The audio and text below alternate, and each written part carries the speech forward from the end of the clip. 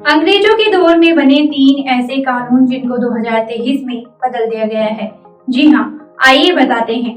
धारा 302 के तहत मुजरिम को मौत की सजा सुनाई जाती है। धारा 420 के तहत मुजरिम को 7 साल की कैद की सजा सुनाई जाती है। ठीक इसी तरह आपने अक्सर जज साहब को ऐसे ही मुजरिमों को सजा का ऐलान करते हुए सुना होगा, लेकिन अब से ठग 420 नहीं 416 कहलाएंगे। वहीं हत्यारों को 302 नहीं 101 में सजा मिलेगी। क्या हुआ, चौंक गए ना? लेकिन चौंकिए मत, क्योंकि 2023 में ऐसा ही कुछ हुआ है जिसमें मौजूदा आपराधिक कानूनों को पूरी तरह से बदल दिया गया है। अब ऐसे में अगर आपसे कोई ये पूछे कि 2023 में क्या क्या बदला, तो एक जवाब जरूर दे दीजिएगा कि भाई 2023 में अंग्रेजों के दौर में बने 3 ऐसे कानून खत्म हो गए हैं। ये तीनों आपराधिक बिल पहले संसद में पास हुए, फिर राष्ट्रपति के साइन के बाद कानून बन गए। आखिर इन आपराधिक बिलों में खास बात क्या है जिनके बारे में हमें और आपको यानी हम सभी को पता होना चाहिए। आइए इन नए कानूनों के बारे में हम आपको पूरी और जरूरी डिटेल बताते हैं।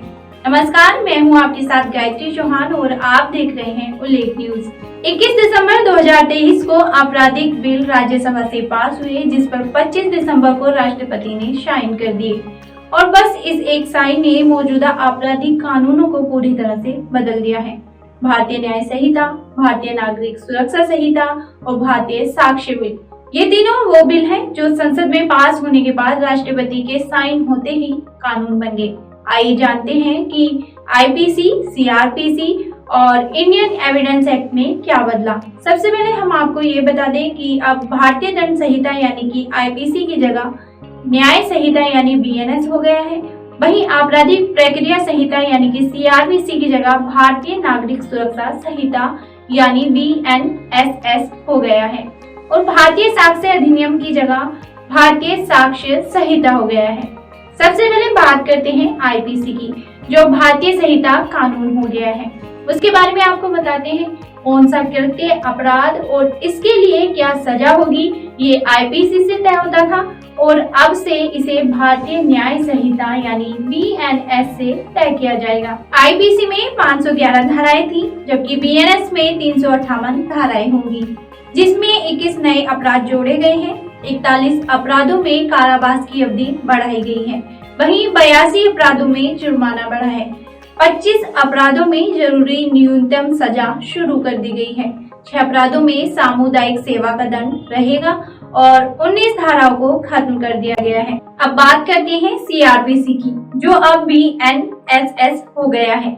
उसमें क्या बदला है वो भी बताते हैं। सबसे पहले ये जान लीजिए कि गिरफ्तारी, जांच और मुकदमा चलाने की प्रक्रिया सीआरपीसी में लिखी जाती है। सीआरपीसी में 484 धाराएं थी, अब बीएनएसएस में 531 धाराएं होंगी। 177 धाराओं को बदल दिया गया है, 9 नई धाराएं जोड़ी गई हैं और 14 को खत्म कर दिया गया है। अब जान लेते हैं इंडियन एविडेंस एक्ट को। केस के तथ्यों को कैसे साबित किया जाएगा, बयान कैसे दर्ज होंगे, ये सब इंडियन एविडेंस एक्ट में आता है।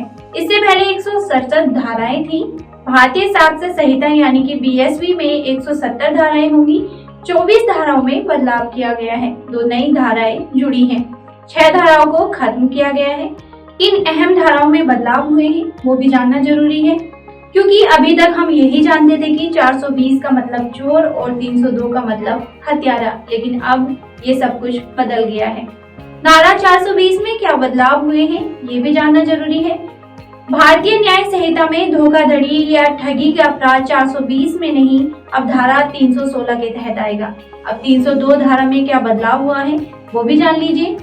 पहले किसी की हत्या करने वाला धारा 302 के तहत आरोपी बनाया जाता था, हालांकि अब ऐसे अपराधियों को धारा 101 के तहत सजा मिलेगी।